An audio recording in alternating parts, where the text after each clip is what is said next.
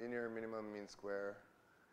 And the reason I want to go through this is because it is, this is one of the results or one of the characterizations that you should keep in mind on your fingertips. So we have a model, simple model. Y is equal to ax plus z. And if you remember, we had the one where we completely characterized in the summer school the one where y is equal to ax, or the joint vector y and x. So this is really just a way to specify the joint distribution of x and y. But its formula is slightly different because now we have two fundamental covariances, one for x and one for z, and they are independent. And in this context, the matrix is known. So the answer to the assignment was to say, find the linear minimum mean square estimator for that one. And the form looks like this. So instead of having this AA transpose, you have the noise here is going to come in the form of an addition to A sigma x A transpose. And you also, whenever you have the linear minimum mean square estimator, you also have the associated mean square error itself. So I think some of you tried this. So maybe some of you actually completely got this or read that out of the notes.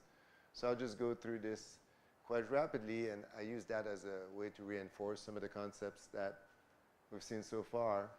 So we wish to estimate x as a linear combination of the y's. So I can put weights or coefficients for each of the y's. And this is this formula over here. And then I can write it into a vector. And that will estimate one of the components of the x at a time. So that's xk. You're going to have ck.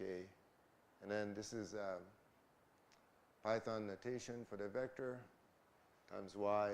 And I'm doing it specifically this way so that we can rapidly move to the matrix version of this. So we know that from vector space methods and the work we've done earlier in the class that the coefficients will be optimal if and only if the estimation error is orthogonal to every vector. So you can express that as the inner product between your estimation error and the vector should be equal to 0. And after rearranging this, we get an expression. So this is just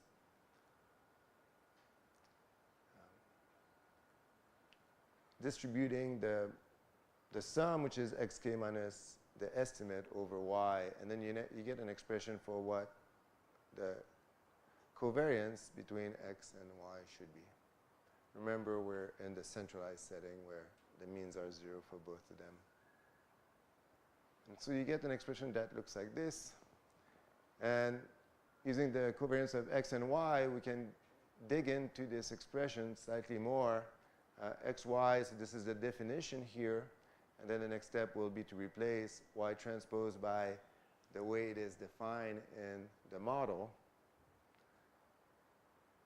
And when you distribute this, you pick up a covariance of x, but x and z are independent, so then you will get a 0 for that one, so it vanishes. This is what you get over here. And likewise, you can play the same trick to get the covariance of y. You go from the definition, you apply the definition, and then you substitute each component by its value over here. And there are no tricks. This is what you get over here by simply distributing and using the independence between x and y.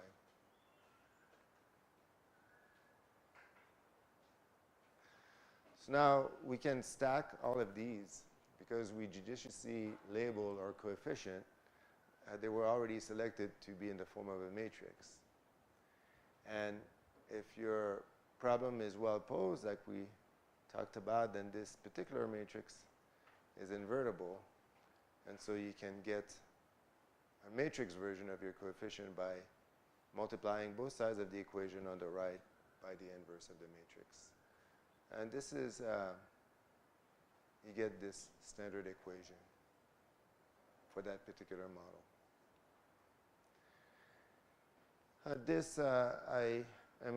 I included this so that you could refer to it with the slides if you wanted to. It has a few more steps than in the notes.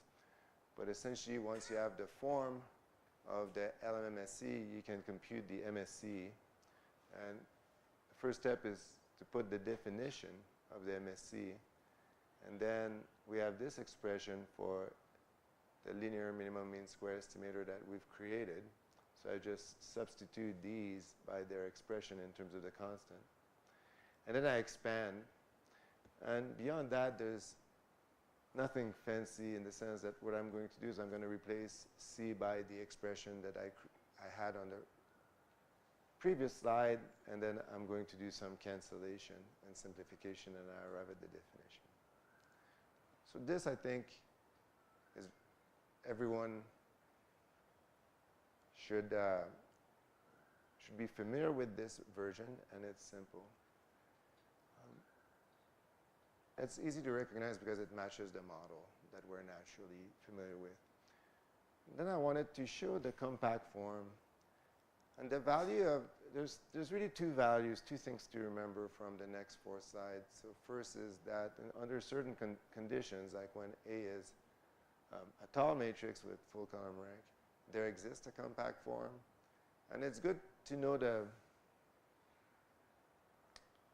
format of the compact form, because to some signal processing people, it is so common that they will just use it without explaining where it's from. Yet it may be slightly different than the expression that we have on the previous page. So whenever there's a gap in a paper like this, for someone who's new to that research area, it may be confusing. So knowing that it exists and is probably enough to circumvent that. So if you see an expression for that specific model, you see the LMMSC estimator expressed differently, it's probably because they're using the compact form. And the compact form is coming from this Woodbury matrix identity, where if you have a matrix of this form and you want to take the inverse, you can get this expression over here. And if you look at this, if you stare at this long enough, it's going to start to look like this. Specifically,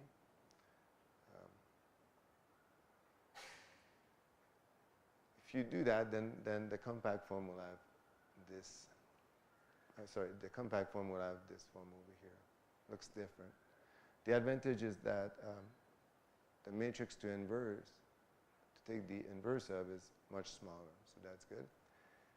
And it says somewhere in the notes that, well, this is good only if this Z covariance matrix is easy to inverse it, to take the inverse of itself. But for us, in many systems, this is the identity times a variance term. So this comes for free in many of the work on estimation, especially in the context of communication systems. So if that's the case, then that is much easier to inverse computationally. And once you realize that, there are no big tricks, in the sense that it's just drawing an analogy between the Woodbury matrix identity and making the substitution here. So you can do that. I listed the steps for you. There's some rearranging left and right that you need to do. So it's not just a simple substitution and it comes out. You have to do some substitution and cancellation. And I put it on the slide so that you can go back to it. There's more steps here than there are in the notes. If the notes are too succinct, then you can come back here. And you can do the same thing for the MSC. Whenever you have the LMMSC in the compact form, you can then assess the mean square error, and you get this expression over here. Okay, so takeaway from solving that problem that was assigned on Tuesday is that first, the initial problem, the y is equal to ax plus z, that has a fairly straightforward solution, but recognizing that is good. And then know that there's a compact form. So if someone's using that model and their estimator is not exactly what you had anticipated, then they're likely using the compact form. Okay, any questions on that?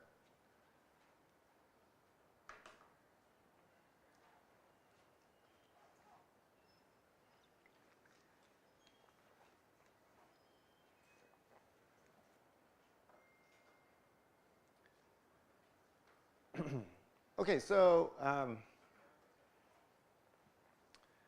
then what is left is some thoughts about research.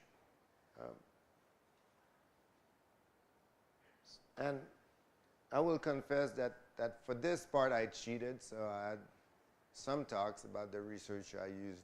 These slides, this is the first time they're not specific to the school, but there's a few things that I want to emphasize with that, especially for young researchers, in the sense that when I was a young researcher, I thought, oh, okay, you find a very interesting problem, and then you work at it and you get a solution. But often research is not linear like this. It takes twists and turns, and you maybe take a step, and then someone sees your step, they take a step, you take a step after them, and results are coming from one direction or another. And that's normal, and I think that's one of the rewards of that, of research. But before we do that, I really want to acknowledge that the part that is our research that I present, and a lot of it will be other people's research as well, but the part that is our research is with my long-term collaborator, Krishna Narayananan, and these students, Jamison, Vishnu, Vamsi, and Mihail. Vamsi graduated a little while ago. Jamison and Mihail are graduating this summer, and we'll be left with Vishnu, who's an alum from ISC. I should also say that this work is sponsored by the National Science Foundation. Okay, so this, we're back to, if you remember on day one, we had a broad introduction of some of the areas that would be covered at the end of the school. So I cut all the introduction slides out. This is a similar outline to what we had before, and also some references to the code. So we're looking at a new version of a multiple access channel in some sense, and this has come in two steps. So people have started to look at uncoordinated multiple access. So if you remember from day one, we talked about how the number of subscription to phone subscription in the world to wireless system now exceeds the world population. And then that one potential areas of growth, one of the potential areas of growth is IoT devices. And then IoT devices could easily be a few orders of magnitude that of humans if you equip small devices with wireless chips. And so we have this balance between asking and scheduling that was tilted compared to connection-based wireless links that are used by humans. So we're looking for new ways, new mechanisms to access wireless for devices that there are many of them in a cell, but they're likely to send a very short packet. And they just wake up periodically, send a reading or sensing the data from a sensor, and then they go back to sleep for a while.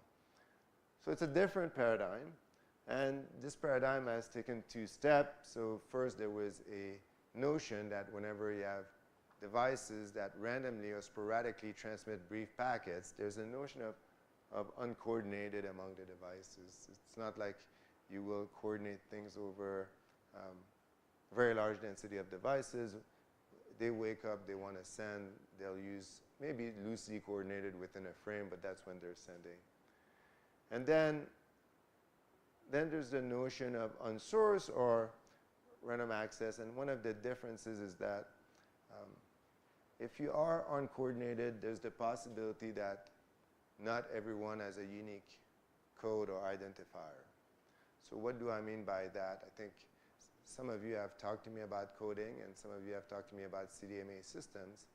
So in these contexts, once the users are admitted to a cell, they get an identity, and then in CDMA, for instance, they will get their own spreading sequences. In coding, they may get a different permutation, or they get their own time slot or block resources.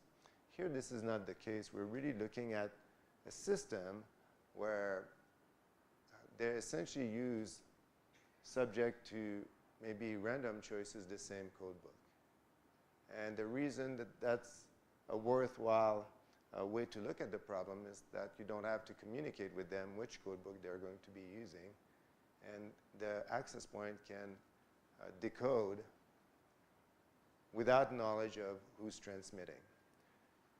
And we saw, so this is what we have in mind.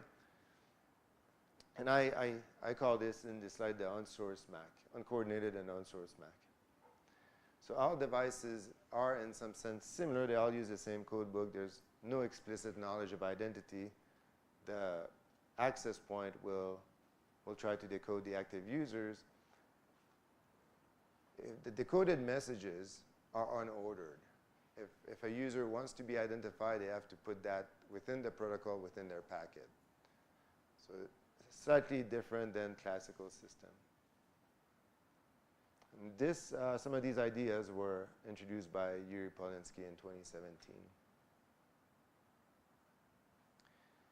And now, for the young researchers, I also want to say that sometimes a new model is an opportunity, because it's, in some sense, often easier to make progress on a new problem than to pick up a question that has been looked at for 40 years by really smart people and say, I'm going to solve this.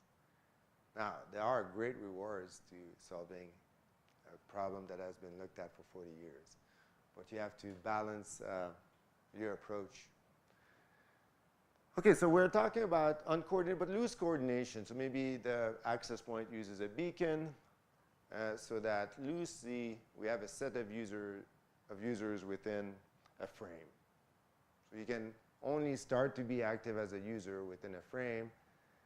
And then if you want, like the protocol that you pick may have some possibilities. Like it's possible that you divide this frame into slots if you want to. But there will be collisions if you do that, and in general, there will be devices competing within the same resources in terms of bandwidth and time. Okay, so I want to start with the benchmark. So we're looking at a single antenna cell, and the benchmarking here is the benchmark for 2017. So they're just fresh ideas that were introduced alongside that framework. On the x-axis, you're going to have the number of active devices. On the y-axis, you have the quality of the channel. So it's the required EB over N0 to get 95% of the message transmitted. So one of the differences between this formulation and classical system is how much you allow the system to lose some packets. For communications with humans, we typically want transmission to be very robust, because people do not like it when they're on the phone and their call drops. It's not a good experience, or when they try to call somebody and it's not working. But for devices that can send data readings over time, maybe dropping some packets once in a while is much more acceptable. And so that's these curves are how much resources or energy do I need to achieve that quality within this framework as a function of the number of active devices. So N is the number of active devices. Oh, that's K, sorry. What did I say, N? Oh, so N is the number of channel uses. So the number of symbols succession of symbols that can be sent over the MAC channel. Okay, so oh, and I should say this curve is it's treating interference as noise within this context. And this curve is some sort of ALOA scheme that we talked on Monday as well. Okay, so we know that from our extensive work culminating yesterday that this will look like some sort of a compressed sensing problem. So what can we think about this matrix as the code book? So we said if we have an encoder F, we can list every code in order from top to bottom as the encoded symbol that you will transmit on the channel. We did that yesterday. So literally, this is your code book. And if a device picks this message, say message 2, so 0, 1, 2, it will fold this vector and then it will transmit this column as its encoded message. That's just a conceptual tool to help us with that. And since there are multiple devices, then you will have several non-zero entries, each device selecting one of them. So this gives us some sort of a compressed sensing-like problem. Okay, so of course, it's a challenging compressed sensing problem because of the width of the matrix. If you want to send 100-bit and you use that as a mental bridge for the abstraction, then you're really talking about a matrix that's 2 to the 100 in width. So this is us. This is on source random access. This is compressed sensing. So there's a connection with compressed sensing, except in terms of scale a little bit, we have to do things differently. I want to also point out we have several computer scientists in the room. This is closely related to some of the sketching scheme, which have similar problems. So there are some connections with sketching from theoretical computer science. Okay, so let's look at some basic schemes for this particular problem. These are the numbers that for the first part that, of this exposition of some research problems we'll look at. So the number of bits that you want to send is 128. So n is the width of the column, is the width of the matrix. So it has 2 to the 128 column. We'll have number of active users in the order of 100 devices. We're using 30,000 channel users, or they can send 30,000 symbols. The complexity, if you were to use a compressed sensing scheme, would be order k log n. And then someone yesterday accurately said that, okay, this is going to be a support recovery problem for us because a user either transmit that code word or not. So this vector is not the typical sparse vector. It's a sparse vector that has only zeros and a few ones. And it is, in that sense, it can be viewed as a sparse recovery problem with uniform weights on the non-zero entry.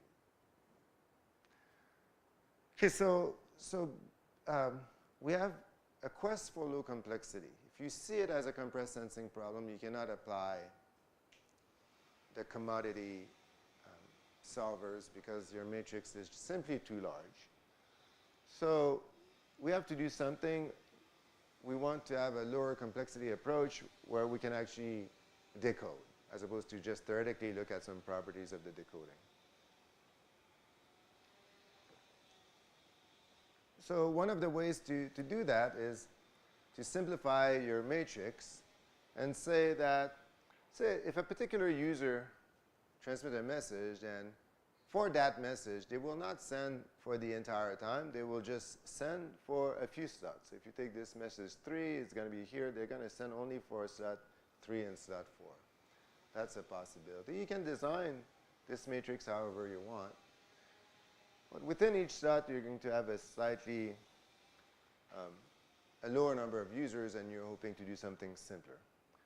So you can partition your 30,000 channel users into J slot. So now you're dealing with number of channel use per slot is the total number of channels uses divided by the number of slots you pick.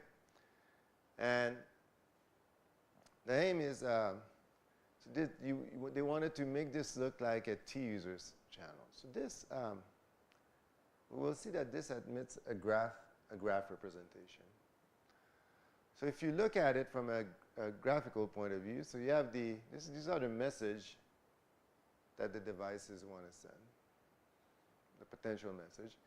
Say M1 is encoded, it's going to be encoded in a fashion such that it's encoded possibly on the order of the length of the slot. So you're using a higher rate code, you have fewer symbols, the number of symbols you have are on the order of the slot, not on the order of the frame. And you can transmit it maybe in slot 2 and for this particular device in slot 3. And then likewise, this second user here is going to encode this message with a code that's at a rate that enables you to have the length of a slot, and it's going to transmit on 1 and 2. And you're going to keep doing that where different messages leads to different slots. So the same way you do this, so you can transcribe these arrows into location. So here on the x-axis I have time separated in slots. And on the y-axis I have just kind of a notional where the message are located. So what does that mean?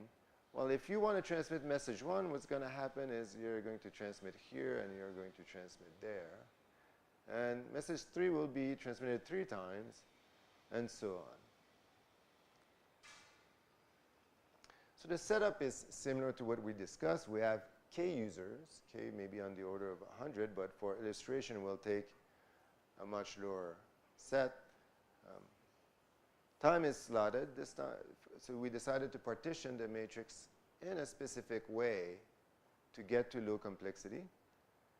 The receiver knows the full schedule. So we're trying to leverage this idea from Enrico Cassini and co-authors.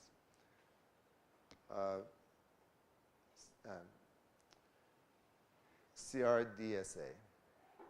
Okay, so what I want to say is, for a coordinated system, this had existed already. This trick of using slots existed. We're going to lift it to the uncoordinated system.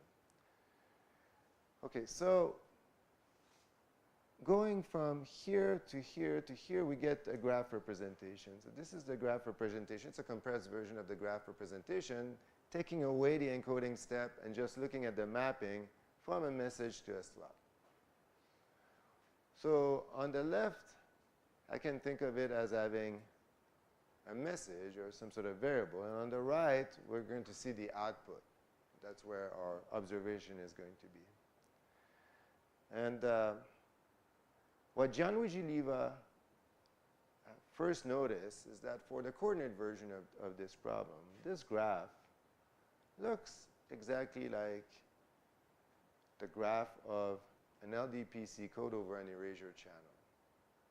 So if you have the ability to decode, say, just one message per slot, so you're coding at a rate that enables you to recover the message if only one message was sent, and then what's going to happen is you're going to be able to decode only if one message is in one slot, and on the erasure channel, so you'll get something that looks like this. So you have no information on the coded, so you have no information when it's erased. So you can think of a collision as an erasure, and you can think of the message as the variable. So this connection is from Gianluigi, and then there's some extension of that, so that I put that for you to look if you're interested in this particular line of work.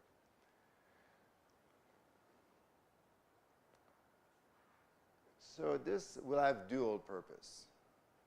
The first purpose for us to look at the Spieling algorithm is to actually see what they proposed in their paper. But the second version is also for people who have not seen the belief propagation decoder that we talked about yesterday that was embedded in this. This will help you get a sense of what happens. Okay, so this is the graph. So you have 4 devices, and each device has a message, and they transmit their message. And this characterization is for the connection between the slotted system and transmitting over an erasure channel. So what happens is these devices have sent their packet a number of times in different slots. And the rule for now is that you can recover the message only if that message has no interference from another user. So in this original graph, there's a collision here. This cannot be recovered right away. There's a collision. There's multiple colliding messages here, and there's a collision here. But here, this message is uncovered. It's by itself, so you're able to recover it. So the clever thing is to say, well, if I recover M2, then I can decode, I can re-encode the message, and I know exactly what this device transmitted during slot 1 and during slot 3. So I can go back and cancel that from my received signal. So Y1, say, was slot 1. Well, I've recovered this message from slot 3. I decoded it, so I re-encode it to know what was transmitted during slot 1, and then I erase it. So likewise, I'm going to erase it from slot 3. So here, this uncovered this particular slot over here. And then now I'm able to decode M3. Once it's recovered, I can go and cancel it. And then this process reveals new messages that can successfully be decoded. So at the end of the day, this is the decoding scheme. This is an analogy to the message passing algorithm for an LDPC code that operates, a binary LDPC code that operates over an erasure channel in some sense. Okay, so that's the scheme. The scheme was for the coordinated. So what happens for the uncoordinated scheme? So we said we wanted to lift that idea to the unsourced system. Well, the distinction between the coordinated and the uncoordinated scheme is that the coordinated scheme knew which message was in which slot. So if you decode it somewhere, you can go and remove it from others. But if it's uncoordinated, it's not quite clear what the graph will be. So you will want the graph to reveal itself as you go. There's, broadly speaking, there's 2 ways to do that. At least 2 ways. 2 ways that I can tell you of. There may be more ways. So one way is to embed the graph in the header of your packet so that once you decode it, it will reveal to you where else that message was transmitted. So you have a little bit of overhead, but it tells you where the message was transmitted. So you never know the full graph until you've decoded everything, but as soon as you get one packet, you know where to go and remove that packet from. So the graph reveals itself with every step. That's one option. The other option would be to say, I'm going to do a small compressed sensing problem at the beginning, so where everyone participates, and they reveal only the information that pertains to when they're going to transmit, which is much smaller than the message. So you can acquire the graph this way. And then, so that's the concept. And then you can play some small tricks. If you want to be closer to, if you want to enhance performance. So instead of a device picking a number of slots at random and then indicating that they've done that in their header, you can use their information bits. If they're encoded at the entropy rate, they will be close to random. So you can use the first few bits to determine when they're going to transmit in terms of slot. And then the rest will determine what they sent. So when you recover that, you get both the graph and an ability to do a message. And this allows you to save on resources a little bit. There is a cost of this particular scheme. The cost arises with the fact that although for the example that we had, we were able to decode the 4 messages, clearly you're sending more energy than just the energy that's decoded, that was necessary to decode the 4 messages. So in terms of energy, you have excess. In this example, you have transmitted the packets collectively, you transmitted 10 packets, but you recover only 4, so you had a 60% overhead. So there's a little bit of overhead in that sense. So you can try to thin some of these things and with an IDMA-like scheme, so that's a possibility. This scheme is a little bit different from what we talk about during the summer school, so I will just have one slide. But what I said is there are some other schemes where you can think of this as, this is your code structure, your LDPC code, that's permutation, permuted through this pattern over here, and then they transmit over the channel. So for this, you have multiple symbols coming from the different codes over the channel, and what you can do is try to run, instead of running just one BP algorithm, you're going to run a joint BP that alternate between all the users and the channel. So you have to go estimate the symbols of every user on the channel, pass that, do some BP rounds of the LDPC to refine the symbols that you have estimated, and then go back and forth. And then if you want to do this in an unsourced fashion, then you can do that small trick that I talked about where here what is going to be random, maybe what's going to be random is the permutation pattern, and you use a small compressed sensing problem to just send the bits from the permutation pattern. So these are some of the schemes that you can make. Okay, so let's see where we are in terms of performance. So this is the similar graph to what we had. We have number of users on the x-axis, the required EB over N naught on the y-axis. We're targeting a 95% recovery. Here we have the scheme that I just presented in one slide.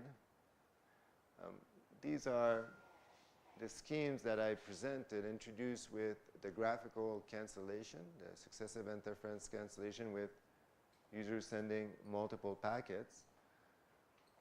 And this is the original benchmark that we had on the first slide. So one of the things, so in wireless, one of the interesting things is that you could code at different rate and use a different number of slots. So if you use a code that has a higher rate, you're not going to get much protection. So then maybe you must have only one packet per slot to decode. But there is the possibility of using a stronger code. So then you're going to have a lower rate, a stronger code, at a level that maybe if there's one or two packets in a slot, you can decode both. Okay, that's just from the notions of wireless. And here, this is the systems, the three systems are designed slightly differently. This is when you can recover only one packet per slot. Optimize over the size of the slot for that. This is when you can recover 2 packets, and this is when you can recover 4 packets. And hidden in some of that is also some of the complexity of these schemes. Sparse IDMA is what I presented on the previous slide. It's right here.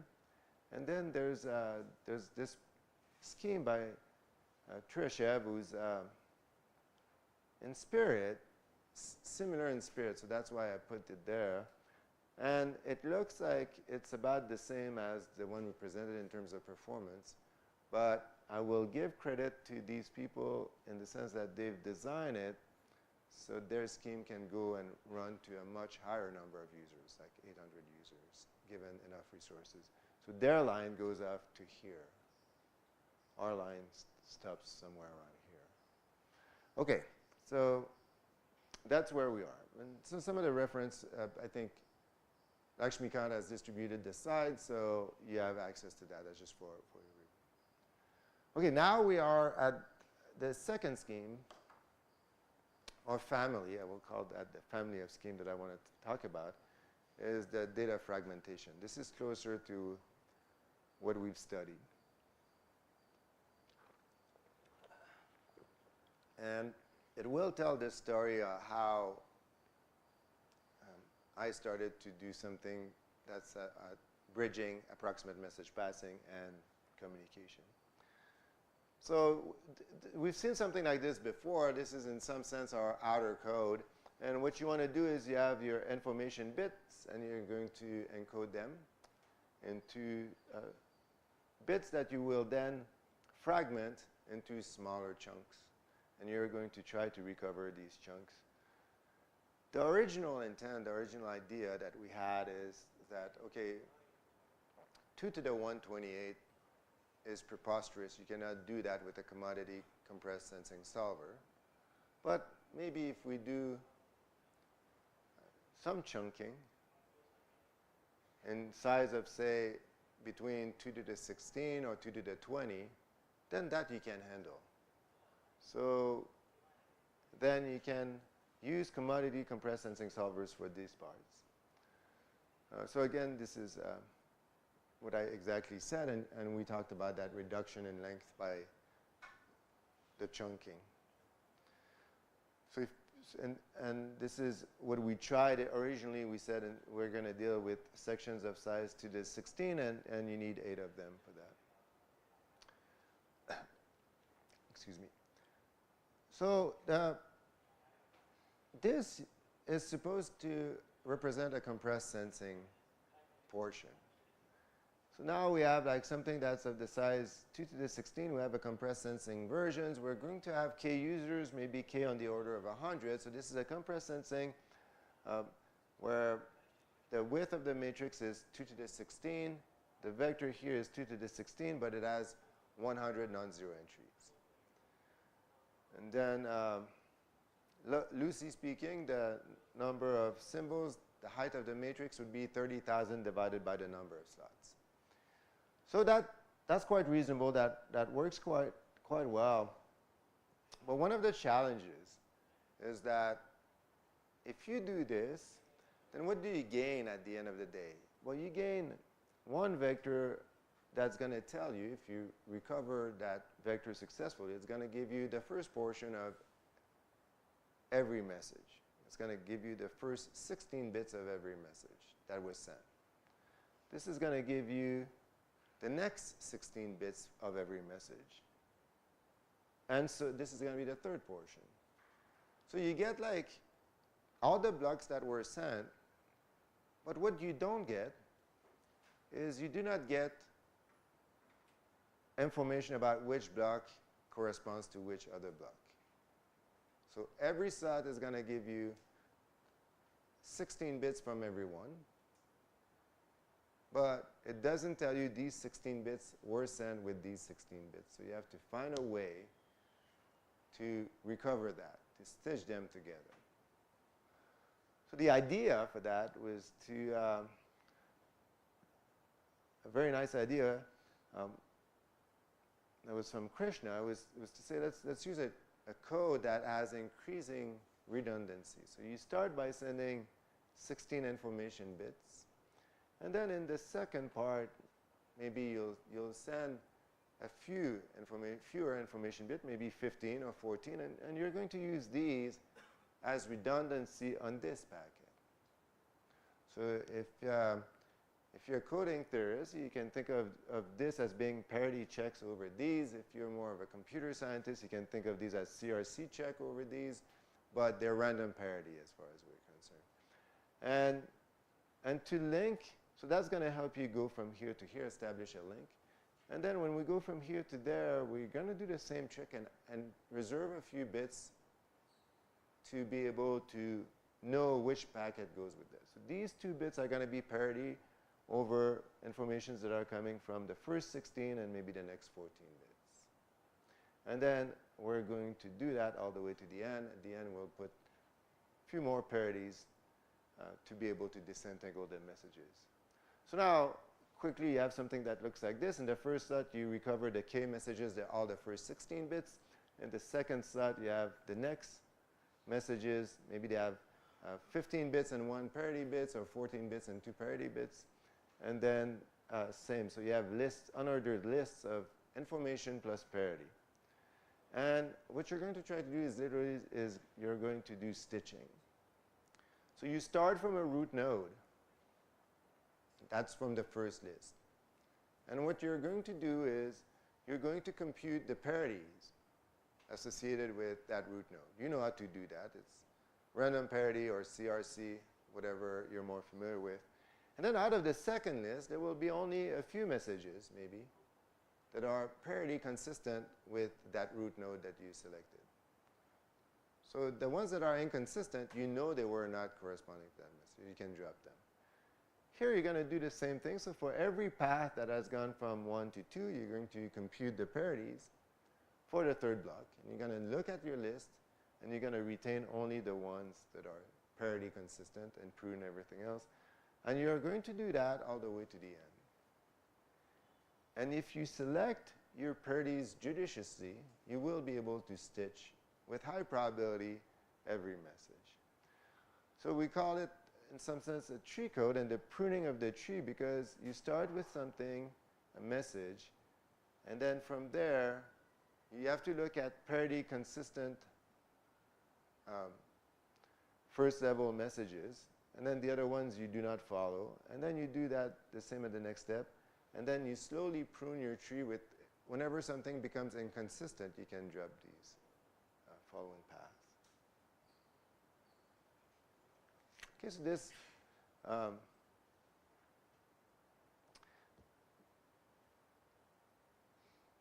so there's been some follow-up on this, but there's several interesting versions of this problem. Okay, so this is how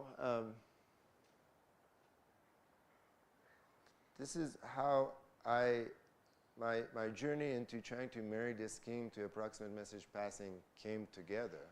And it came together through a contribution of Fengler, Jung, and Kare, who they looked carefully at our scheme, and they said the following. What you're actually doing is you are block partitioning your matrix in some sense.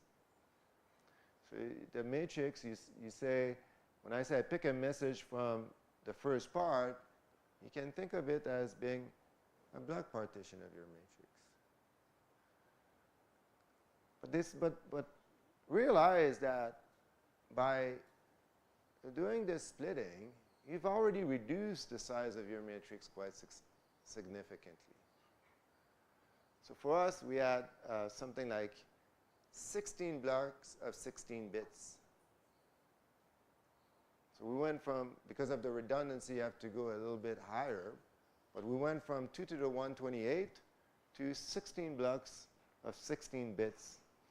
And they said, well, this is great, but your matrix now is on the order of something that if you were to not use columns, you would have a matrix of width of 2 to the 20. And 2 to the 20 is small enough to be amenable to the application of approximate message passing. So then they threw approximate message passing at this problem. And so this is how it started. And then when you do approximate message passing for this problem, you have to decide of one thing. How are you going to design the denoiser? Because now it's not an obvious problem. It's not like the compressed sensing problem where the soft thresholding was a prospective candidate. And it's also not like the problem that we saw yesterday, where it seems that if you formulated the problem well, a BP would be good. So they came up with a denoiser that it takes into consideration the block sparsity of one block, and this is their work, and this is what it looks like. So essentially, what you would like, even if you think about the sparsity of one block, ideally what you would like is something like do minimum mean square estimation.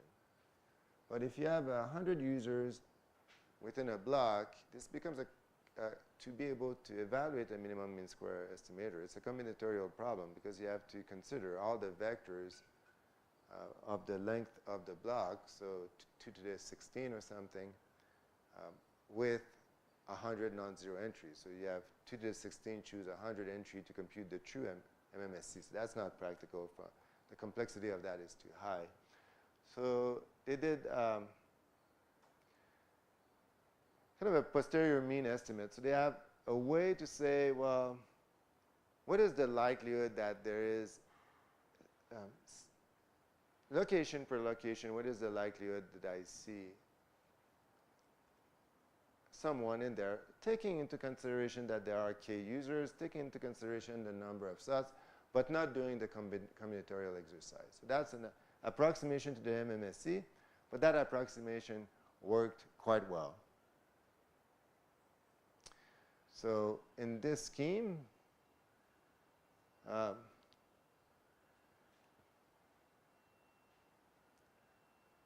this is the same graph that we're revisiting under the different scheme. On the x-axis, you have k users. This is the amount of the quality of the channel required to get 95% of the packet recover. This is the CCS scheme that I just presented, the original one where you say we need to be able to stitch. And then it turns out that, like I did not present it, but you can do a CCS scheme with successive interference cancellation. So you can marry this scheme with what we've seen in the previous section, and that gives you this curve over here. And then you have like a CCS m plus 3. So that's their version of m that they came up with. Performs quite well. And then below you have like some of the schemes, the best schemes that we had on the previous slides. And they are better, but they were not derived in chronological order. So when this was released, these did not exist. So significant improvement with approximate message passing. Okay, so we said, well, they did quite well with their denoiser, but their denoiser does not take into consideration the structure of the outer code. So remember that that's what we worked on yesterday. We said, let's take into consideration the structure of the outer code. So for us, for this particular problem, we said, well, we have to redesign the outer code a little bit. The tree code is not a natural, easy code for approximate message passing.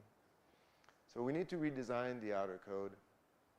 But if you redesign the outer code, you can take into consideration its structure and replace both the denoiser and the code structure into this.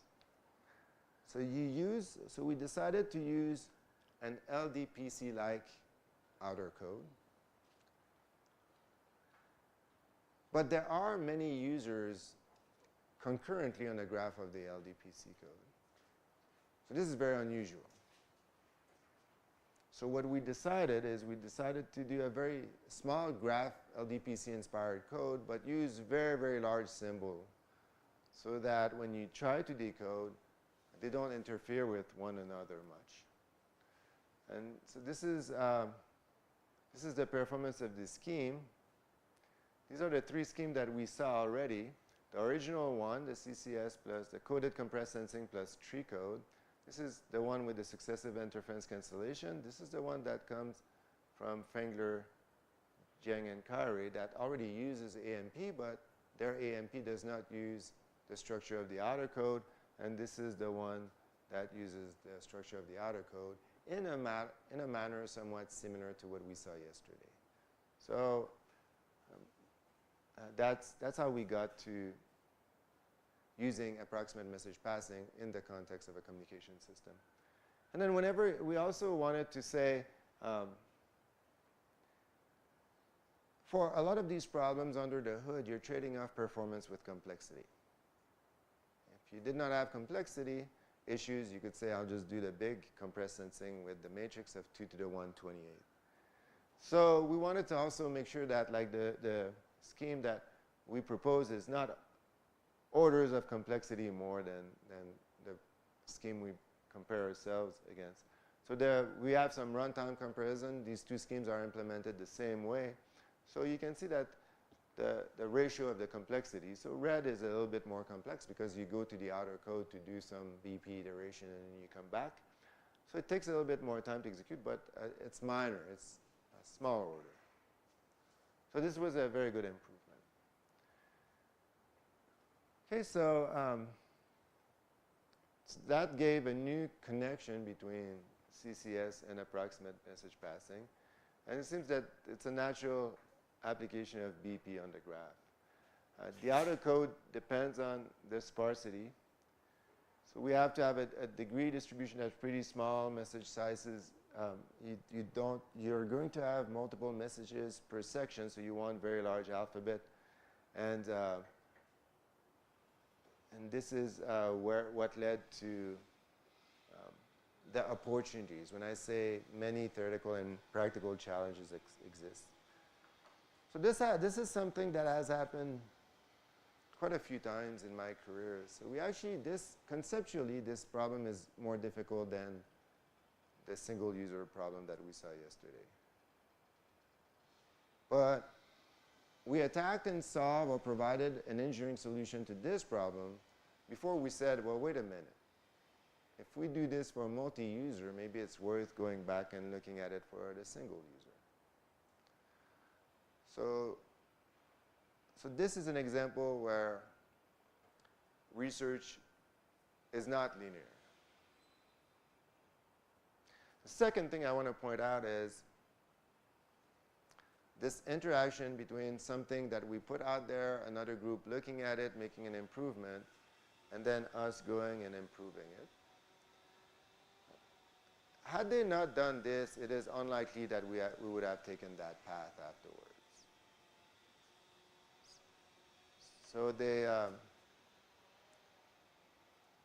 these researchers are very skilled at what they do, and one of them is a compressed sensing expert. So they have a good team to bring in these tools. So in some sense, they enabled us to push our own research by taking a step for us. And I say that because when you're a young researcher, I think you should not guard your ideas too much. Ideas, of course, you want to be careful, but sometimes speaking with others will enable you to go further in your own research.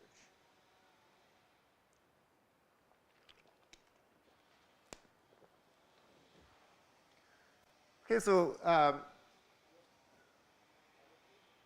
a break.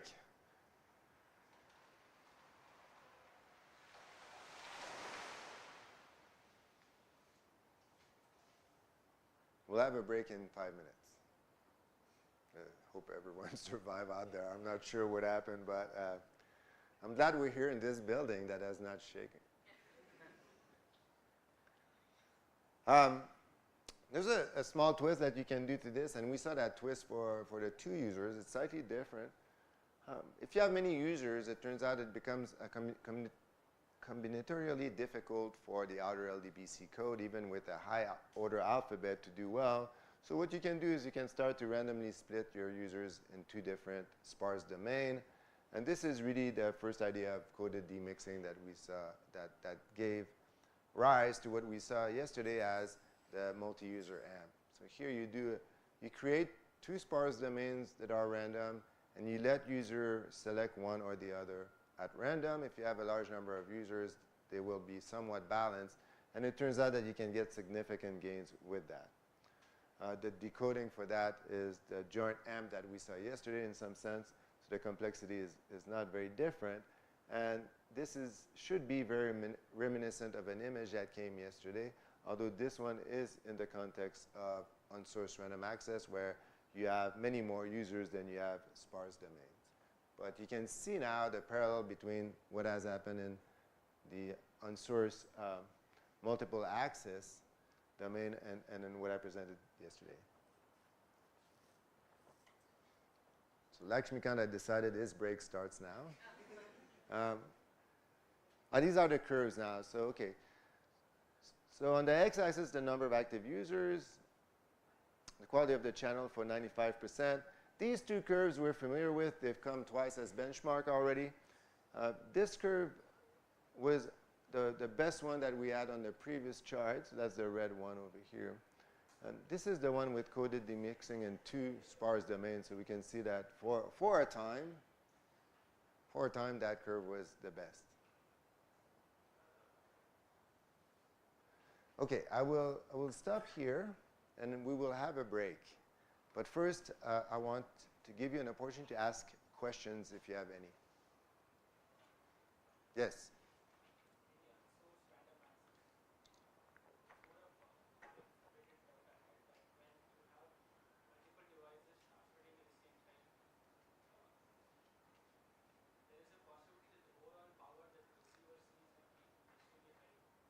The dynamic range of the received power.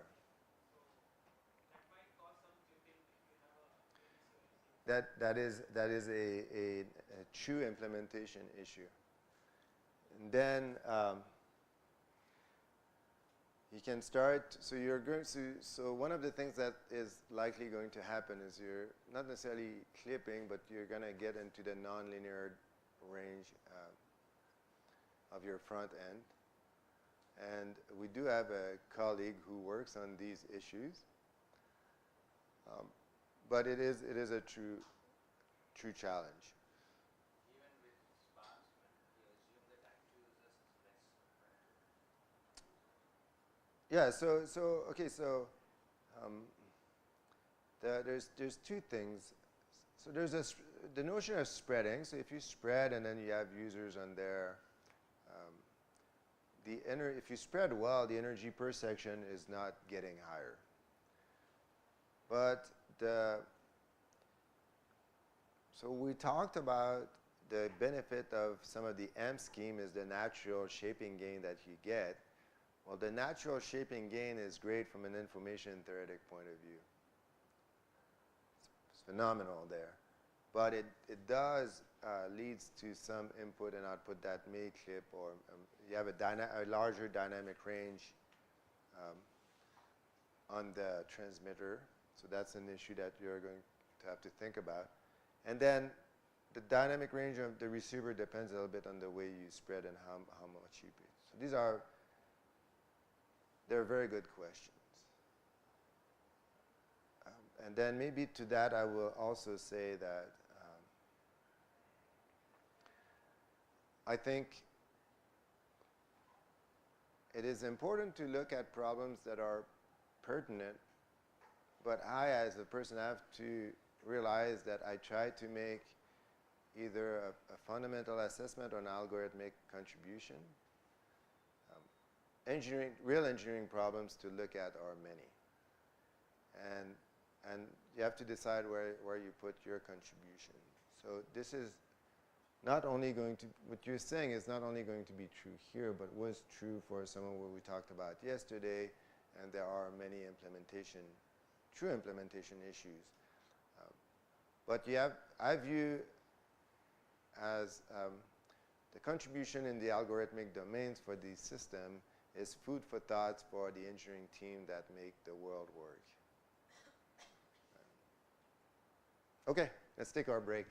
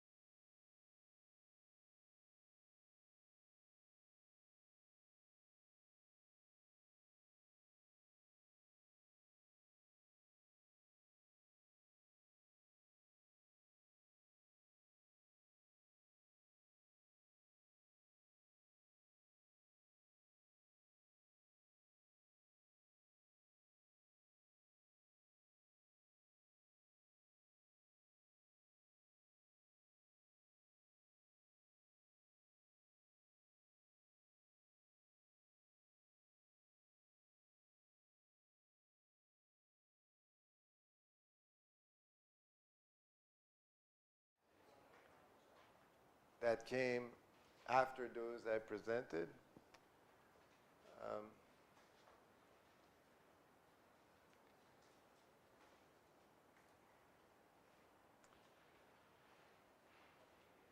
And I think my hope for this last session is maybe to make some high-level connections for the people who know the area. We're still in the wireless area a little bit. I am impressed by your intellectual stamina that you're, because we've seen a lot over the past few days. But I realize that the main connections that I wanted to get through the school are there, and this is more like ideas for the future and for future research, or seeing some of the schemes that can bring low complexity. Okay, the next scheme that I want to talk about is maybe some spreading. So if you think about like a CDMA system, this will be like a CDMA system if you're aware of what a CDMA system is. If you're not, we're going to use kind of a tensor product. So the idea is that you're going to take symbols and you're going to multiply by sequences so that you take that symbol and it's going to be spread over several users of the channel. And if you do that, and if you do that well, then when several people are using the channel, you're going to interfere less with other people statistically, because when you're spreading, when you're giving yourself more bandwidth, you can use codes that are spreading codes that have good properties to be like orthogonal or close to orthogonal. So here we're playing this trick. This is a trick that's somewhat similar to CDMA. So we're spreading, but we're spreading in a fashion that instead of assigning sequences, spreading sequences or picking them randomly, we're using the first few bits of the packet just to be very crafty about using every piece of information you can extract of the packet. So the first few bits of the packet will dictate what is your spreading sequence. And then it will also, the code itself will be an encoding of these messages, but also will let the possibility of a code being selected partly by the first few bits.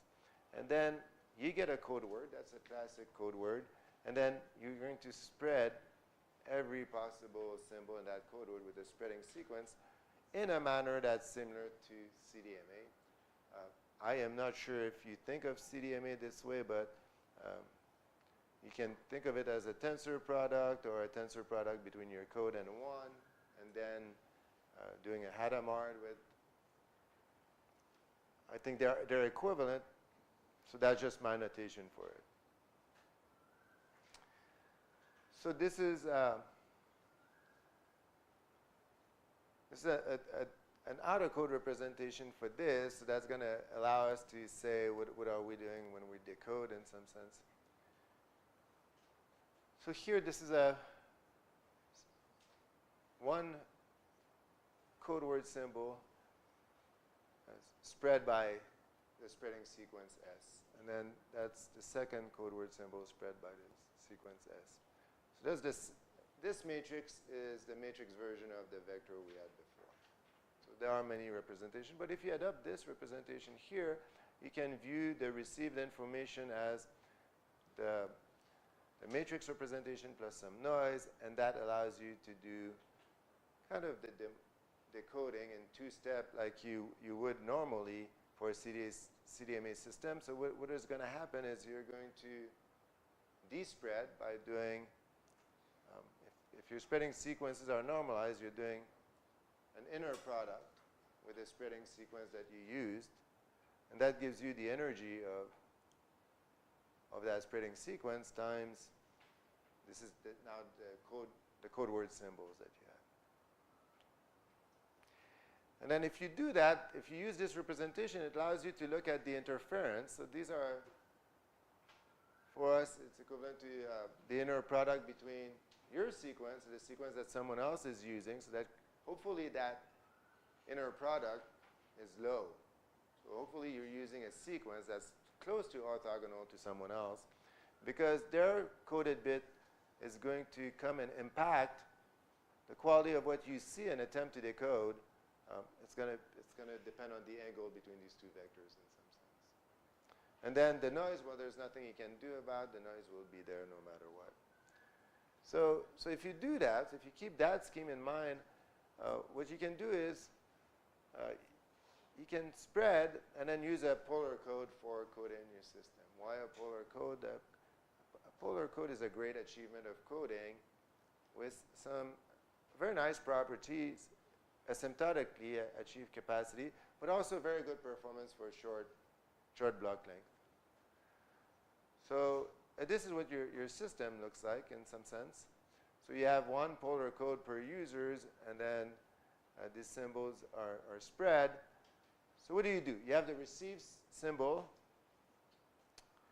You have to know which spreading sequences they've used. You have to take a guess, because to avoid collision, you have to have more spreading sequences than users. So the first step is going to be to try to look at which spreading sequences were used. Well, how are we going to do that? We're just going to take the inner product between the spreading sequences and y, and if that sequence was used from the equations we had on the previous page, it should come up in an energy factor. So we're going to look at the energy that's associated with that spreading sequence with every possible spreading sequence, and then we're going to retain the top k argument. And then we're going to do some symbol estimation. So we're going to assume that only these k users are there with these spreading sequences, and then we can do an LMMSC over that spread portion, symbol by symbol. And then we're going to feed these symbols to the polar decoder. So if you have a polar decoder, if you do hard decision, you're going to get a code word. Maybe it will fail. Or if you do list decoding, maybe you can get a soft output of your polar code, many variation. But you're going to do something that should be familiar by now. So we have taken a system. We've guessed who is active. We tried to disentangle the symbol of the people who were active through an LMMSC. We tried to decode. And then, based on the confidence that we have, we're going to do some successive interference cancellation, trying to peel the portion that we can explain so far. And then we're going to go back and iterate like this. So you have successive interference cancellation to try to take away the interference from the users that, with high confidence, you've decoded, giving a lower SNR for the remaining users and hopefully decoding them.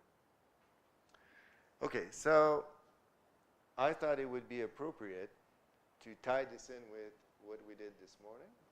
So this is the same story. So you have y, and y is what? Is the sum of, in the matrix form, is the sum of the product between the spreading sequence used by that user and the code word of that user for the k users plus some noise. So you have this formula here, SC plus Z.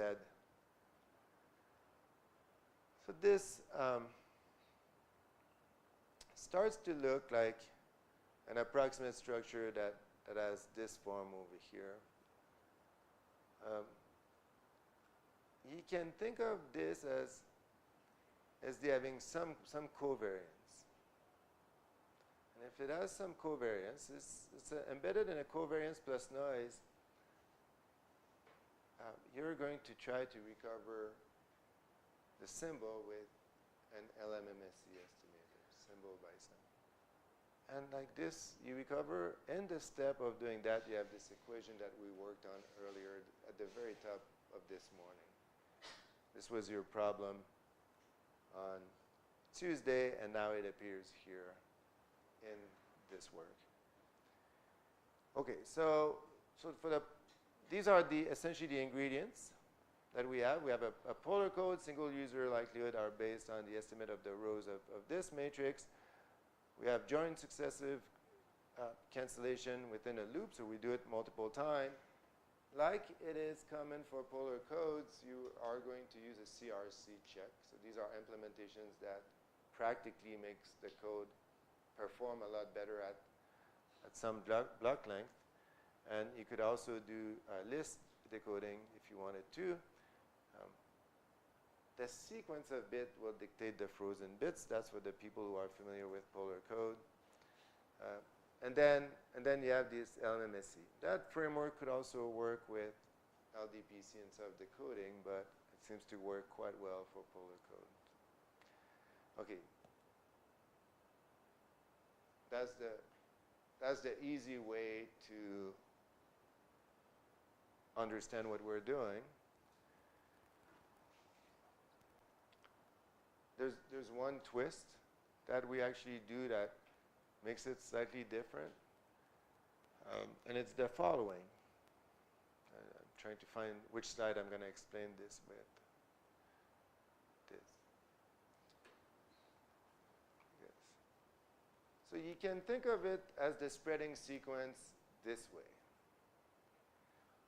Because we have this powerful representation of vector space methods in our mind, we can think of a spreading sequence as a vector.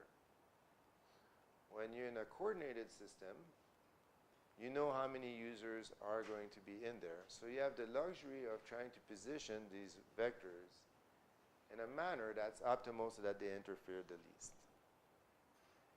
If you had enough dimension, you would want to make them orthogonal. So CDMA has the ability to position the vectors. And these vectors have been studied extensively with good properties like the ZC sequences. We're not in that situation. We're doing something slightly different. We have many more vectors than we need in our vector space, and then we'll pick k of them at random. So we don't have an ability to be very carefully align them in the best way that they interfere the least. We have to get a set that's a good set, and then we pick k users out of it. So it's a random sampling of something that should be good. And you design your set so that you do it well on average. So you took spreading sequence, you choose these vectors carefully. Are you choosing random using all possible sequences? So they're not random sequences. So the original set from which you're picking is the spreading sequence set only. So in both cases, so this is the distinction. In one of them, the set size that you need, because you're coordinated, is the number of users, because you'll assign them. Here, we don't know. The users we cannot give them each. It's picked randomly. So when you pick randomly, because of the birthday problem, you want to have more sequences than you need. Because if they collide on a sequence, that's pretty bad. So you increase the number of sequences, and then you let them pick at random. One at random. Each will pick one at random. Well, it will be picked with respect to their message, but yeah, the message bits, but at random essentially. Each user picks one at random. Yes. But the set is still the spreading sequence. Like Yes. Good design spreading sequence with all the good properties. But you have to put a lot more sequences than you did before. That I agree. Yes. So the twist is this. If that happens, if you're trying to do that,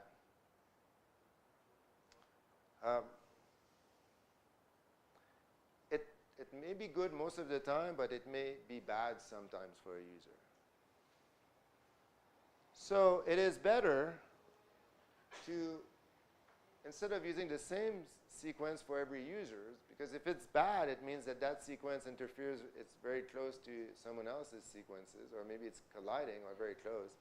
You could let them have a fresh sampling for every coded symbol. So it's a repeated problem, so you're trying to get average performance in some sense. So that's the only twist that I want to talk about. And then if you do that, of course, it's going to cost you in terms of computation a little bit, but it performs better. So where is this scheme? So this scheme is polar plus spreading. So this is this scheme over here. Okay, so now this is the graph that we should should be very, very familiar. Number of users, SNR requirement, or EB over NAT requirement for good enough performance. And now this magenta line is the one that was coded demixing. That's the AMP version that we had. This is the Cheryshev that we've seen before. And now this is polar spreading, the one that we just talked about. And there are some other curves. Spreading polar was introduced by Alexei Frolov and some of his collaborators. And then there's a low complexity version of a scheme by Dumas that's also very good, but it uses different tricks. And then, lo and behold, there's this sparse Kronecker product at the bottom. This is the SKP curve in blue. That curve is some other research group saying, oh, okay, so what we can do for this problem is we can use a bilinear approximate message passing, a big M. So we have not seen this in our characterization of approximate message passing. But for them, you can think of it as they have to apply AMP to two things. They apply AMP in some sense to the symbol recovery, and then they apply AMP to the equivalent of the sequence recovery, and then it goes back and forth. So they have an extended version of what we've seen, and it performs quite well. So I wanted to point this out to say that different techniques are not necessarily in order of performance. It depends a lot on the problem that you're looking at. So when this came out, it looked like hope was a little bit lost for the approximate message passing version, and then this came out. And this scheme by Dumas and his co-author, it uses trick based on power and spreading. So I think it's a very rich number of ideas that are related to low complexity here. Okay, so that ties us up for the single antenna characterization, and then quickly some ideas for multi-antennas. So multi-antennas, same unsourced random access, and then the only difference this time is I am going to use a MIMO. And with MIMO, I will have some fading, but this is going to be quasi-static fading. When you deal with wireless MIMO, typically you have two types of fading. We can look at both, but one fading that, say, it varies slowly, so over the amplitude of the channel will be random, but over the duration of the frame, it will stay the same. So that's like quasi-static. And then the other one is you have like a faster fading model that has to do with the speed of the UE, or that changes very rapidly within the frame. So we'll look at the static fading first. When you consider MIMO, the notation becomes a little bit more intricate because now you have essentially one Y per antenna. So you have one vector per, so here there's time instant T, there's slot L, and then there's a vector of antennas. And we'll say that some of these methods, they require concentration like, so M is large. Okay, so if you do that, you can apply some approximate message. So you have a in some sense, you have a multi-measurement vector support recovery. What do I mean by that? There's an analogy, remember an analogy between decoding messages and finding the non-zero entry in the large vector. That's a support recovery problem. But instead of getting just one Y vector, we now have multiple Y vector, one associated with each antenna. So you have what is known as a multiple measurement support recovery problem, and that's your equation for here. Here the number of antenna is large. The channel coefficients are not known, but they are quasi-static. The typical URA design strategy will include, like, so collision may not be as much of an issue. Complexity must be managed. I mean, these schemes will have different complexity, but these are even more complex than the ones that we had for a single antenna. And one strategy that seems advantageous is to use pilots. So to try to first estimate the channel and then use these channel estimates to recover the message. But I have a vector space method question for you. So the line says collisions may not be as much of an issue. So by that I mean collisions in terms of slots or in terms of sequences.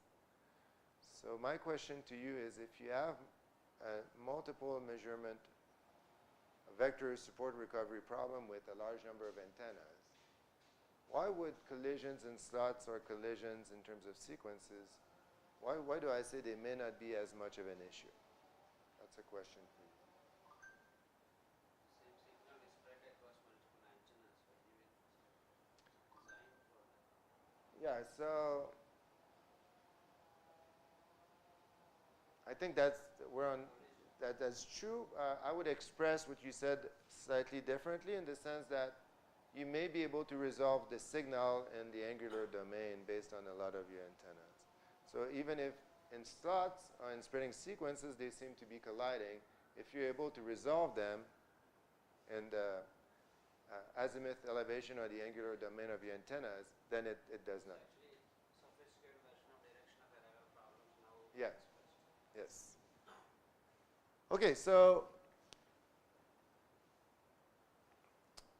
pilot plus spreading. This diagram is similar to the one we had seen for the spreading with the polar code, except that we are going to stack a few pilots. Again, the pilots will be determined by the preamble, but our transmitted vectors will be of that form that we are now familiar with. The spread form of a code word and spreading sequences, and then it will be enhanced with a number of pilots to resolve that. So if you do that, then you start to get into these increasingly intricate diagrams, so where you receive Y, but you also receive, because the pilots were stacked at the top of your transmitted vector, you receive pilots. So what you can do is you can do an energy detector over pilots to see which pilots would be active, and then based on the pilots you can do channel estimation. Based on the two information, you're going to pass that in both in terms of who are the active pilots, or where are the active bins, and what's the quality of their channel. Once the channel is resolved, you take the Y that's associated with the body, and you can do symbol estimation. You can do symbol estimation based on your channel estimate using an LMMSC estimator to actually estimate your channel. And then using that same technique that we had before to estimate the symbol, you're going to pass that into your polar decoder. So the symbol estimates are going to fork to every user, one symbol per user. You're going to route that through your polar decoder with your CRC check. It's going to produce an output. You can re-encode that output. You re-encode it with the ones that you were able to decode times your estimate of the channel, and then you can pass it to a successive interference canceller to repeat that loop. So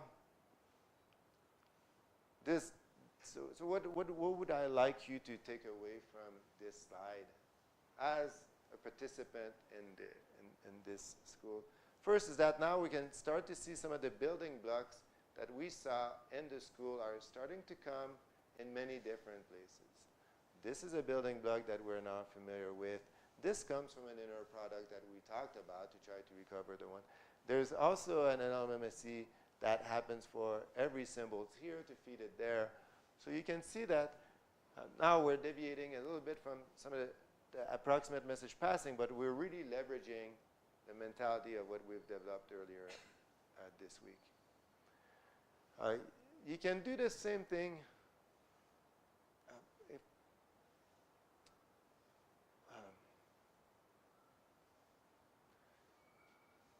no, I think I'm not going to carry this particular slide. You can do the same thing for what I want to say. I'm not going to carry this slide, but there's also a trick here to do something that you could do different spreading if you wanted to. For the same reason, because users at random are self-identify at random, it's an uncoordinated system. You have all your spreading. You end up doing a subsampling of your spreading set, and you want to do it once per symbol, so that if there's a bad realization, it's amortized over several good realization as opposed to being stuck in the same collision all the time. That's a different scheme. There are also one of the first, if not the first, unsourced random access for the multi-antenna system came in the form of a tensor-based modulation scheme. I'm not going to say much about it because that's slightly different than the task at hand, but I want to give credit to Guillaume and his Maxime Guillaume and his co-author to just say that they kind of opened the field there. And then there's some other scheme that from Tolga Duman and Hamadi that are simpler in some sense. So there's a trade-off between complexities. They also use the polar code, but they do it in a slightly different way. So they partition their, and again, I think one of the ideas for this side is that it's really close in spirit to some of what we've seen at the beginning of the week. So they're going to fragment their message in a much more fragmented fashion. But for each of these, they will use a matrix multiplication to produce some sort of bit pattern that's based on Hadamard matrices. And they do that several times. They do that several times, again, in a way that's somewhat similar to trying to amortize the collisions and the bad across users. So you have several users that are going to do that. And this space, you don't want them to collide too much. You want them to be resolved. So you kind of do like you do it several times so that you do statistical averaging over multiple realization. So you take a bunch of bits, you do some Hadamard matrix transform for low complexity that projects your vector into something that looks somewhat binary random, and then you look at the succession to resolve which user is active, and then you're going to, based on that, you identify where the payloads are located, and then you decode using a polar code. If you have a sense that it uses some of the notions that we've seen this week, that's a win. This is some of the performance curves. The schemes that I've explained, this is for Sura. This is the polar one that I've spent some time talking about, which performs quite well. The scheme over here is the one that has pilots and LMMSC. And then this is the scheme from orthogonal pilots from Tolga Duman and his co-author, Hamadi. The performance is slightly different for them, but like hidden in this graph is the fact that the complexity for the red curve is significantly more than for the magenta curve, which is also significantly more than the purple curve. But this tensor-based method is the one that I skipped over, but is the first set of researchers who put a line on this graph. And they've also improved their methods since then. The last one is a very recent, it's probably this year, posted on arXiv. So they have used bilinear approximate message passing formulation applied to this problem. So Spark is the sparse regression code that we have talked about abundantly yesterday. And they have a double formulation that uses this bilinear where you throw amp on one side to try to resolve the vector, and then you throw it on the other side to try to resolve the channel quality. It's complex, but the performance is quite good. Yeah, there are at least 4 orders of magnitude difference. Yeah. EBS Yes. That's not being achieved at all. The other thing that I want to say to, and that's from a humble side on my part, is that it's not because you know a technique that it is obvious to you in a problem. So these researchers, to their credit, Patrick Agostini and Zoran and Scotter, they knew, in some sense, I think they knew less about the problem that I knew at the point they created that spark. So credit goes to them. I did not see that. It's quite interesting how these things evolve. So I say that so that as a way to share with you my humility also. Sometimes you know the tools, but you're blind to the problem. Many. Number of users also really. Everybody, previous one stopped at 300. Yeah, but here the number of users, you have to be in a much higher domain because you have multiple antennas. So so the multiple antenna gives you, and also we don't say this explicitly, but the number of channel use is lower. So before we had 30,000, here we're in the thousands, few thousands, because you have so many antennas that gives you dimensions that way. Okay, last one I want to say is a fast fading. So you have this essentially the same channel model that we had before. So if you recognize this, you have a channel, and then you have the messages, and then you have the observations. Z is noise. Channel is the same. The distinction is that H will change every time. It's a fast fading channel. So within every slot, H will change. And so you can decompose this channel into this representation. So now things are getting. So you stack all the channel models. Yeah. So what is the challenge here? So here, this is clearly your H matrix. You would only nominally need to know the ones where you have components, but you don't know yet that it's going to have only users presence there. This is is your symbol that is your set of transmitted symbols in some sense that you're going to transmit. And then you have, so you have the multiple antennas comes from the width of H. And then so you get like a vector that has both time and number of antennas on this side. And then the sparsity here, like before we had a vector that was sparse, here we have a diagonal matrix that's sparse, just because of the representation of the problem. So you can do something similar to what we have done before in this. This is, again, not my work. This is some of our colleagues who are from Germany who did this said, I will solve this problem. I can block divide it, one block per unit, and use some sparse recovery type methods to recover each block. Why do I have to divide? Because the problem itself is too big if not partitioned.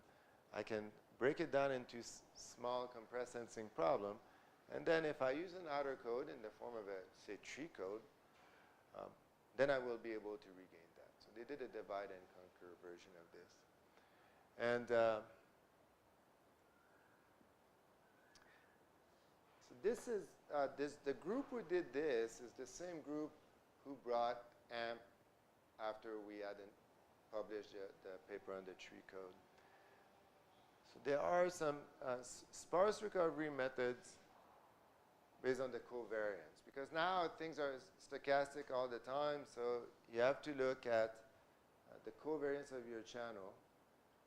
It's a little bit more involved. So what do I want to carry through to that? What would I like you to get out of this? Okay, the problem is more complicated, obviously, because you have multiple measurement. But that technique that you saw of a divide and conquer approach seems to be a theme that you can apply in different areas. The recovery method is based on the covariance because your channel is changing, but all the time. But the fact that you have a different sparsity recovery scheme does not prevent you from using that one technique that is now in your toolbox. It's in my toolbox, something like the tree code. The way they do the recovery is through empirical averaging. So you're trying to get a posterior of the best, you're trying to explain your observation by a refinement of your estimation of the channel. I think that's okay. And so you have something that looks like this. Covariance-based estimation via coordinate descent. So you're going to try to identify the strongest components of something embedded in noise, and you're going to do one coordinate at a time, and then after that you're going to stitch things together. I don't think I will explain much of this. Maybe I will say that if you look at some of this embedded in these equations, you can recognize a weighted inner product that's based on the covariance. That's kind of a version of what we've seen in this course, where you look at the distance between vectors and you identify kind of the directions that are the strongest in some sense, and then you refine that through several steps. So one of the things that came to us where that's a lesson learned from the tree code is that, and from approximate message passing, is we said the following. If you have this, your signal lives in a domain and then you're using an outer code or using some structure in the other domain to help you decode better. So when you use a tree code, there's a piece of information from the decoding that if you're using a sparse recovery in the subsequent layer that you can use. So the philosophy that I want to try to say is if you have in signal processing or in decoding, if you have some side information that comes to you, try to take advantage of it as you go. Okay, so what do I mean? I'm going to show it on the board with one step.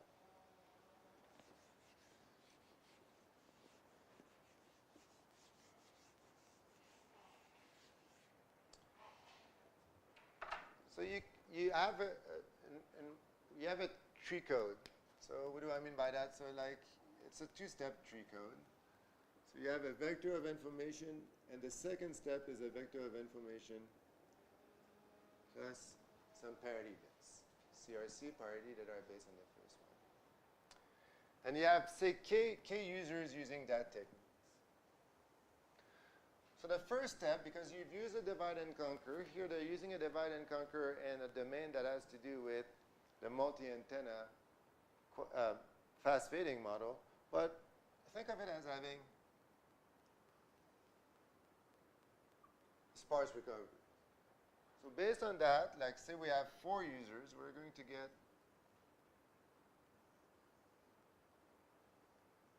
4 vectors.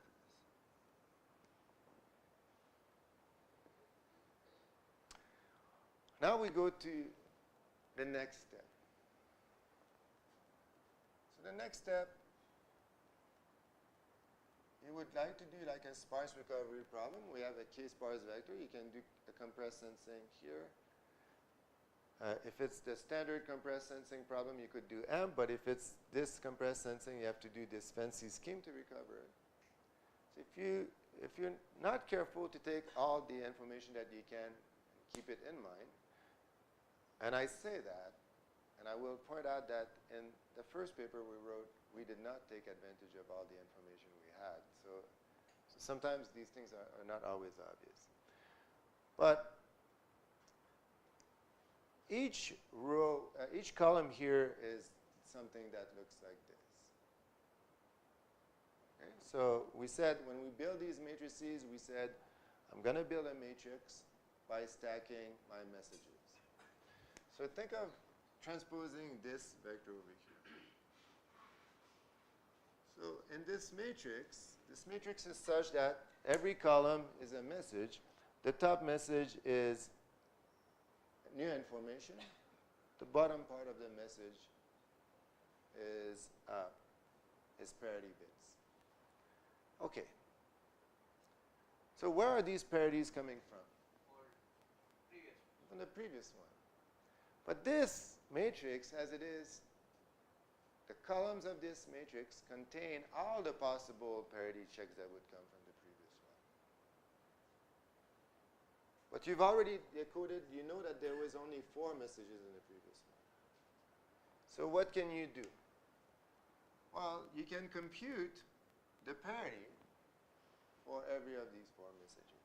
So I'm going to compute the parity here. I'm going to compute the parity here. Compute the parity here and compute the parity here. So these are now the set of parities, it contains the only possible parity for the next stage. If a parity is not in here, the tree code will not pick up that message.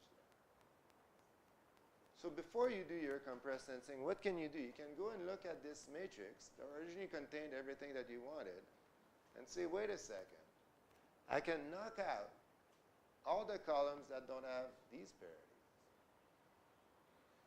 So maybe this one, its parity is not included in there, so I just knock it out.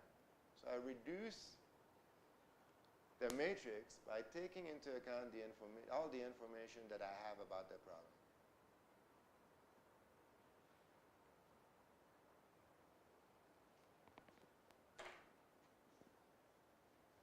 The original one looks per section at all the possibilities. That's what they published.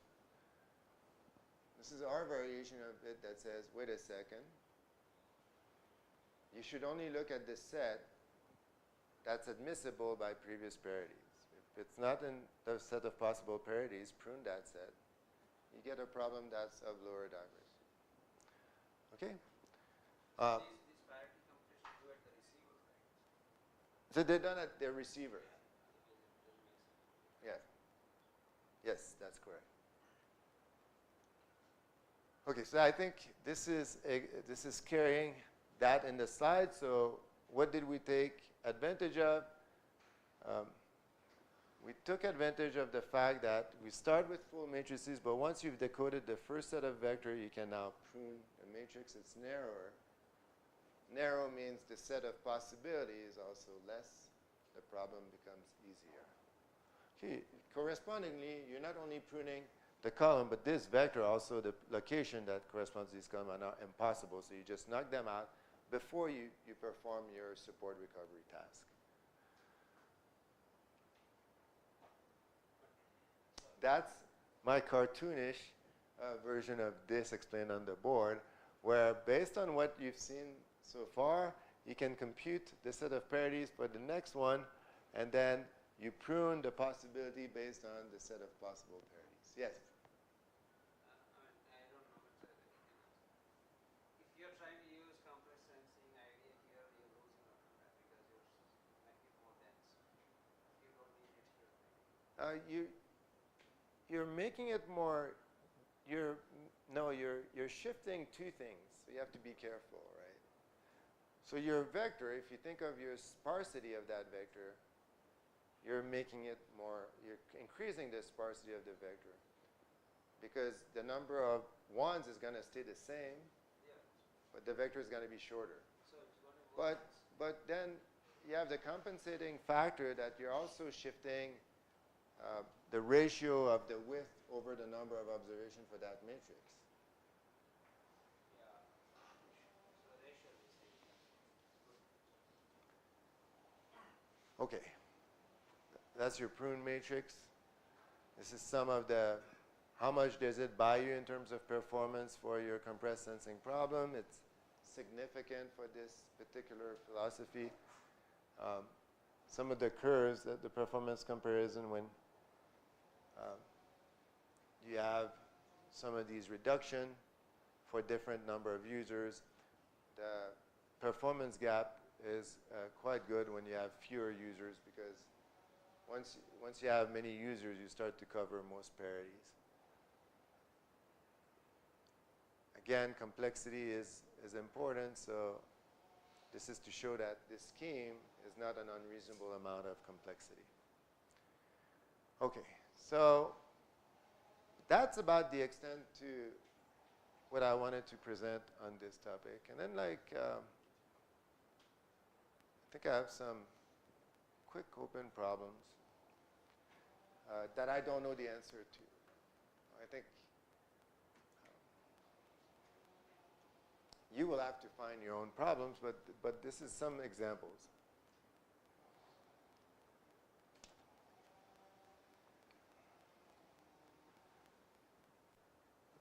The first one is a challenging one. So if you remember in the very first slide that I said we established a benchmark, we had one curve at the bottom. That's the random coding bound offered by Yuri Polyansky. So that bound, there's a version of the bound that levels up, and so some of the question is, there is the capacity, and then there's a capacity, a complexity constraint capacity. There are regions that are, one way to look at these problems is to identify regions of feasible sets with limited complexity. So the first question, which is a pretty hard question, says, what are the feasibility if I limit complexity? Okay. Second question is easier to relate to. I have introduced yesterday a full scheme for the mBP, SRLDPC decoded by mBP. That one seems to be sorted out, works well compared to some benchmark. But we know that polar codes are performing quite well at low block length. Polar codes can give you soft outputs with list decoding. Is there a way to try to take advantage of these codes in what would be a SR polar code version? It's not immediately obvious. That's an open question.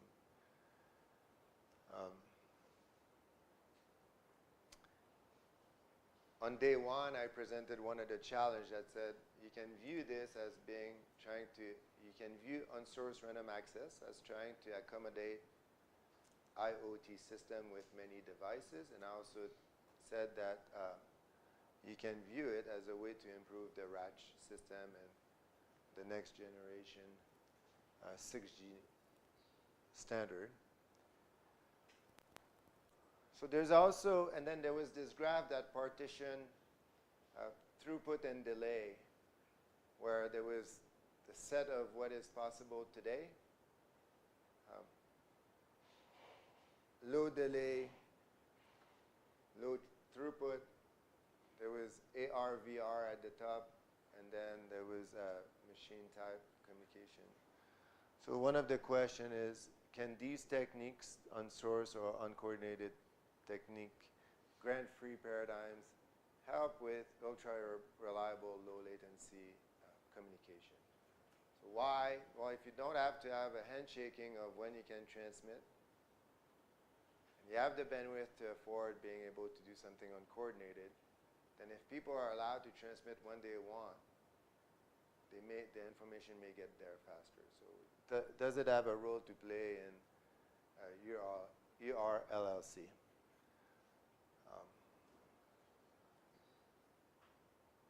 And then there's some notions of how is there a role to play of some of these techniques in the compression and the uplink? Where is artificial intelligence in this picture? Of course, that's an easy question because that question is generic at this point. People ask that.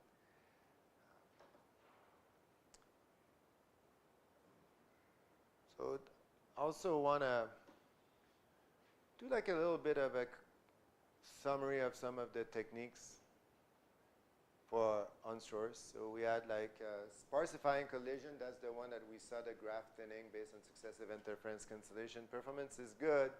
The complexity is low. That's really good, order K. Coded demixing, that's the M base with multiple sparse domain. The performance is better, but the complexity is higher. And then this spreading base scheme with the polar code and the LMMSC for symbol estimate, performance is even higher, and then order K3. But the performance is even better, but you pay in terms of complexity. And then the last one is the big M. There it seems that like the performance is best for now. Complexity is very high. So this is kind of where this statistic in high dimension lies. It seems that there's a trade-off between the performance that you can extract and the complexity of your systems. And it's very rich with a collection of tools. Some of them are rooted in what you learn in terms of vector spaces from a very early time, but you can bridge these concepts and marry them to get very good schemes. So I think in some sense this offers a rich possibility for the future for people who are interested in some of these communication problems. And with that, I think that's just a wrap-up of what we looked at. And we say, like, we talked about the 3 waves on the first day, and it seems that like the third wave is ongoing. It is not finished.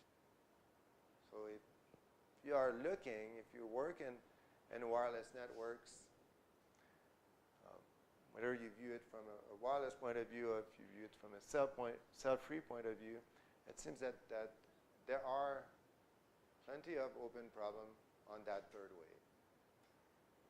And I think that's all I wanted to present for the summer school. So I thank you for your attention, and I'm open to questions or conversation.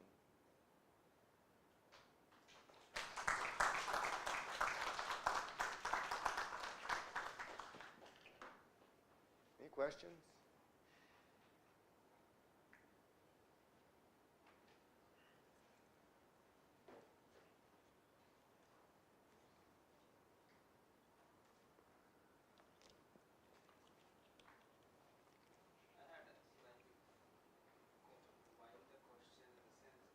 I will take wild questions.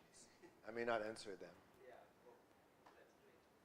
See, most of the communication people work in layer 2 kind of networking side. Why don't you see the communication at layer 3 connection oriented? I mean, there are some codes I know, but that's not correct. These problems, do they matter? For example, I know some of these use cases are not persistent connection. They want M2M is not persistent. There could be cases where there will be persistent connections. Yeah, so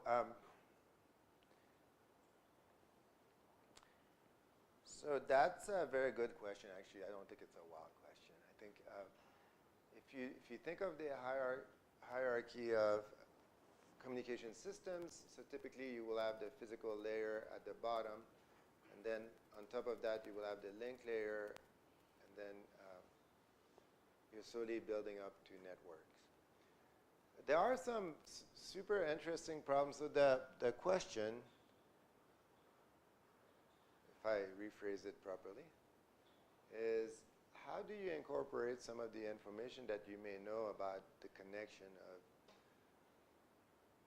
the traffic? Here we're talking about different classes of traffic. The IoT traffic may be ephemeral with short packets that are very sporadic, so you're not establishing a connection. But humans are not going to stop connecting over a long time. So how do you deal with this?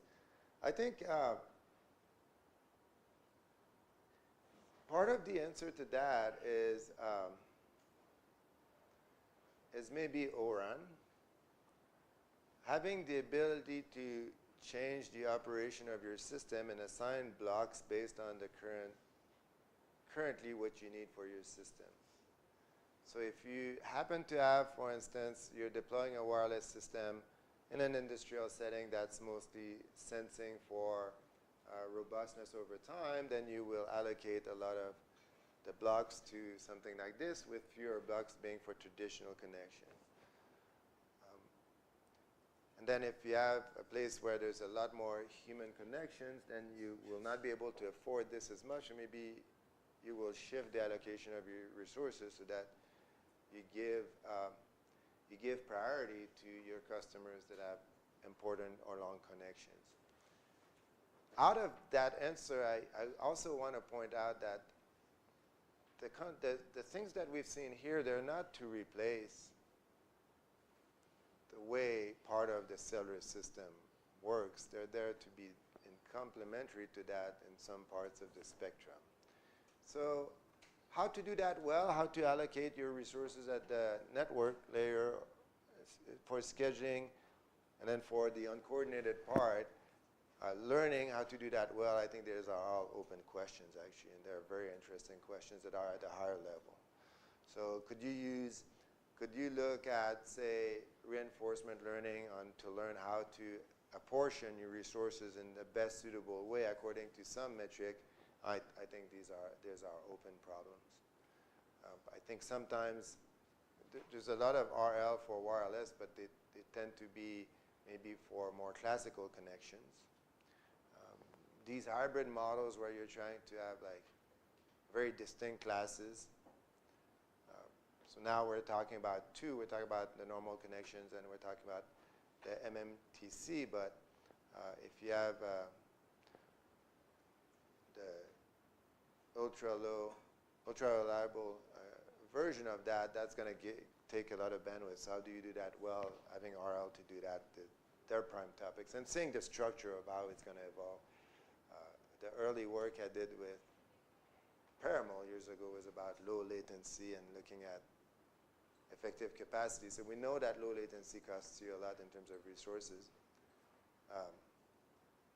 So I think there's a lot of networking questions. They're quite open, quite interesting, and they're still first order. When you have something that's not been looked at, like the implications of trading up the bandwidth well for these systems is not clear to me at all. Very good question. That's a different, it's more of a, how do you allocate resource allocation at a higher level question, but it's a very good question. Well, I think it's a promising direction, actually.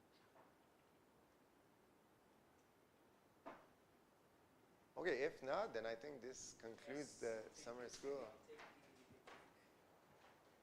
You have this mic, and then you'll. Thank you all for attending this version of summer school.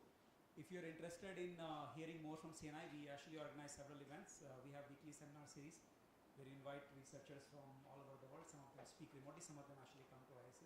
So if you cannot come in, you can always join on Zoom. We always have this in hybrid mode. We also have other workshops which might be of interest to you. We also have a newsletter which talks about all the activities CNI is doing. You can subscribe to that. So please just subscribe to the newsletter and maybe follow CNI. Well, thank you again for being here, and sticking till the last session on the last day. Thanks to JF for coming and graciously agreeing to this summer school. This is a small token of appreciation.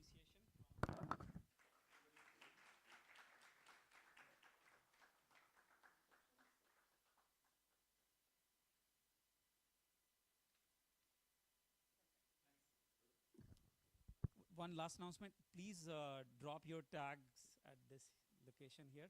We will reuse them instead of, you'll throw it away eventually, so it's not that much use to it. Thank you. If you want to keep it, I have 20 such tags and I wish I could recycle them now. Thanks. Thank you, guys.